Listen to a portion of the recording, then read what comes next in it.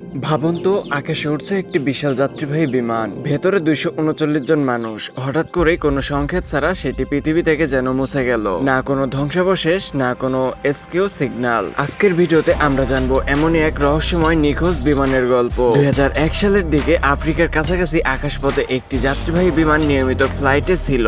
বিমানটি উড্ডয়ন করার পর সবকিছু ছিল স্বাভাবিক। পাইলটের সাথে কন্ট্রোল টাওয়ারের যোগাযোগ ঠিকঠাক ছিল, আবহাওয়া ছিল পরিষ্কার, কিন্তু হঠাৎ করে রাডার থেকে বিমানটি অদৃশ্য হয়ে যায়। শেষ যে অবস্থানটি পাওয়া গেছিল সেটি ছিল মাদাগাস্কারের কাছাকাছি সমুদ্রের উপরে। সবচেয়ে অবাক করার বিষয় হলো বিমানটি কোনো বিপদের সংকেত পাঠায়নি। সাধারণত কোনো সমস্যা হলে পাইলট মেডে কল দেন, কিন্তু এখানে একেবারেই নীরবতা। কন্ট্রোল টাওয়ার বারবার যোগাযোগ করার চেষ্টা করলেও কোনো সাড়া পাওয়া যায়নি। মুহূর্তের মধ্যেই 239 জন মানুষ যেন হাওয়ায় মিলিয়ে যায়। ঘটনার পর শুরু হয় বিশাল অনুসন্ধান অভিযান। সমুদ্র, আকাশ, আশপাশের দ্বীপ সব জায়গায় খোঁজ চালানো হয়। বিভিন্ন দেশের উদ্ধারকারী দল এতে অংশ নেয়, কিন্তু কোনো ধ্বংসাবশেষ, কোনো লাশ, এমনকি বিমানের একটি ছোট অংশ পাওয়া যায়নি। এটা যেন ইতিহাসের সবচেয়ে অদ্ভুত নিখোঁজ ঘটনাগুলোর একটি হয়ে দাঁড়ায়। এই রহস্য নিয়ে অনেক তথ্য তৈরি হয়েছে। কেউ বলে এটি হয়তো ভয়ঙ্কর প্রযুক্তিগত ত্রুটি ছিল, কেউ মনে করে পাইলট বা সিস্টেম হ্যাকিং এর ঘটনা হতে পারে, আবার অনেকে বলে এটি সম্পূর্ণ অজানা কোনো শক্তির কাজ।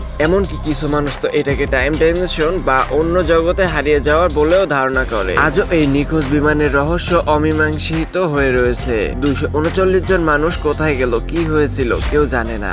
আপনার কি মনে হয়, এটা কি দুর্ঘটনা নাকি এর পেছনে লুকিয়ে আছে আরো বড় কোনো রহস্য? কমেন্টে আপনার মতামত জানান। আর এমনই আরো রহস্যময় ভিডিও পেতে চ্যানেলটি সাবস্ক্রাইব করে বেল বাটনে ক্লিক করে রাখুন। দেখা হবে নতুন আরো একটি ভিডিওতে। সেই পর্যন্ত সবাই ভালো থাকবেন।